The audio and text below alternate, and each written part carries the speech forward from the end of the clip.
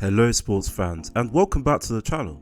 Today we're diving into the absolute tragedy of football history. The players who were stone cold legends, stacked up the domestic titles, grabbed a Ballon d'Or or two, but could never, ever step onto that hallowed pitch for the biggest club final of all, the Champions League final. I'm talking about guys with monster stats and individual brilliance, but whose teams consistently found ways to trip over their own feet in the quarters or the semis, or whose careers were simply ruined by suspensions, injuries, or crippling psychological factors. Let's get stuck in. Enjoy. We start our list with a defender, which is always tricky because, let's be honest, defenders rarely get the spotlight unless they're scoring headers in the final. Bergomi was a one-club man for Inter Milan, a versatile, tactically intelligent defender who won the 1982 World Cup with Italy. Now, was he outstanding defensively? Absolutely. Did he ever win a Ballon d'Or? No.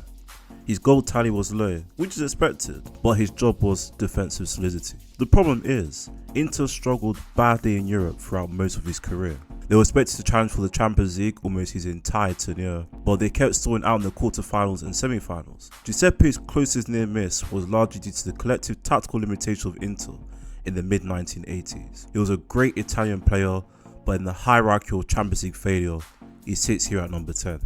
At number 9, Patrick Vieira. Vieira was a powerhouse midfielder. I mean, absolute physical dominance and tactical control in the injury room. He was key to Arsenal's invincibles and later played significant roles at Juventus and Inter Milan. He won a World Cup with France in 1998 and tons of domestic titles. But despite being one of Europe's best midfielders several times, he never won the Ballon d'Or or Golden Boot. His best Champions League run was the 2005-06 season with Arsenal, where they got edged out by Barcelona in a tight tactical battle. And unfortunately, at the worst possible timing, he left the club just before they made the 2006 final. He was part of strong teams at Juventus and Inter too, but those teams often underperformed when it came to the Champions League. Vieira dominated midfields, but still only scored 4 goals in Champions League play. He just couldn't push his teams past the semi-finals. At number 8, Gabriel Batistuta.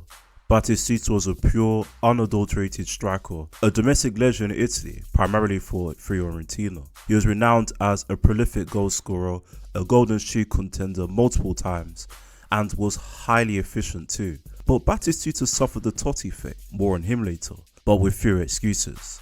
He spent most of his prime at Fiorentina, which was a great club, but was always going to have limited Champions League appearances.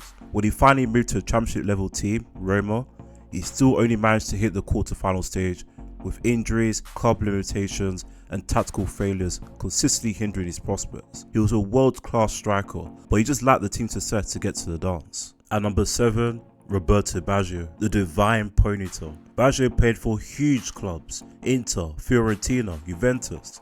He won the 1993 Ballon d'Or, cementing his status as Europe's best player that year. He even led Italy to the 1994 World Cup. He had international prestige and serious individual accolades. In the Champions League, he reached the semi-finals with Juventus in the 1995-96 season, only to lose to Ajax 2-1 on aggregate. His career, despite the individual brilliance, was simply marked by a sense of missed opportunities at the highest European level. He scored 9 goals in 33 European appearances, which is decent. But for a Ballon d'Or winner on powerhouse teams, the lack of a final appearance feels like a profound failure. At number 6, Francesco Totti. If you want to talk loyalty, Totti is the poster child, a true one-club man, spending his entire career at Roma. He won the 2006 World Cup, was Serie A MVP multiple times. His stats were impressive. 32 Champions League goals in 79 appearances, but his loyalty meant he missed out on playing for the most dominant European clubs. Roma's best run was the 2007 semi-final, eliminated by Manchester United, and where tactical discipline denied Roma a shot at the title. If Totti had simply abandoned ship and chased glory like many others do, he'd probably have a Champions League medal. Instead, he's a tragic hero of Roman football, sitting here at number 6. At number 5 is the Iceman, Dennis Bergkamp. He was a magician on the ball, known for his flawless technique, vision and footballing intelligence. Arsene Wenger even built his entire fluid attacking system at Arsenal around him. Bergkamp was instrumental in domestic success and consistently influential in European competitions. But here's the twist, his well-known thrill of flying limited his involvement in many Champions League away fixtures, especially crucial knockout ties. His deepest run came in the 2005-06 season, helping Arsenal reach the semi-finals. But when the club finally made it to the final that same year against Barcelona, Bergkamp was left on the bench. Despite playing a key role in their campaign, he didn't feature in the biggest game of all. It wasn't just unfortunate, it was heartbreaking. And number 4 is Ruud van Nistelrooy. This guy is a Champions League goal monster. Van Nistelrooy is known for lethal finishing at a consistent rate. He won the European goal debut multiple times and was a top scorer in 3 Champions League seasons. His goal efficiency is still insane. 56 goals in just 73 Champions League games.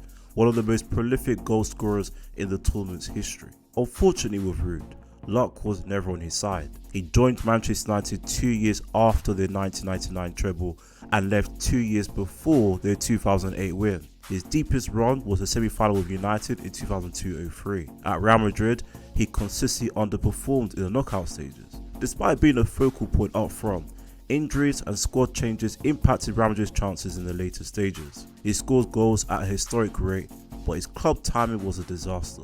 At number 3, George Weah.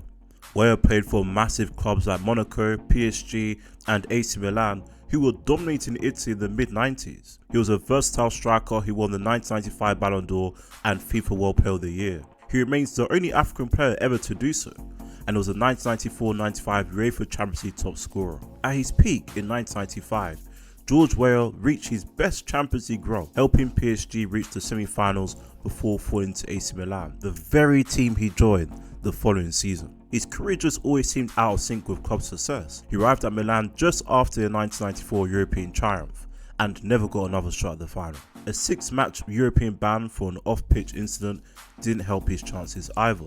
Despite scoring an impressive 16 goals in 25 European games, he never quite caught the wave that leads to a Champions League final. We are now firmly in the territory of certified legends who failed spectacularly. Nedvěd was hugely influential at Lazio and Juventus, winning major domestic titles. He won the Ballon d'Or in 2003 and was a tactically versatile creative midfielder. His failure is perhaps the most gut-wrenching on this list. Juventus reached the 2003 final, but Nedvěd, the Ballon d'Or winner, missed the game entirely because of a suspension. He was assaulted by injury and suspension at pivotal moments. Then, later in his career, he lost his last chance when Juventus was banned from the Champions League in 2006 due to the Calciopoli scandal. The tactical near miss of the 2003 suspension, combined with a regulatory near miss of the 2006 club ban, means he was twice denied the big dance. Terrible luck and disciplinary failure combined to put him at number 2.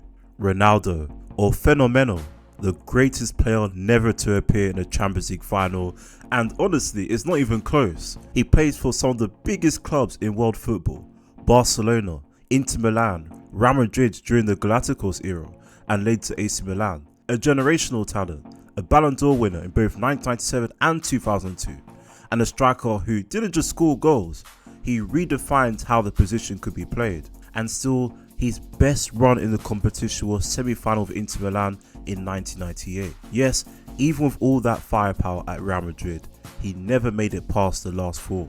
But the heartbreaking part is that injuries robbed him of his prime European years. A devastating knee injury in 1999 sidelined him during crucial seasons when his teams were poised to contend. He had the clubs, the talent and the accolades, but his body simply couldn't keep pace with his brilliance. Of all the legends who never reached the Champions League final, Ronaldo stands alone. And there you have it, guys.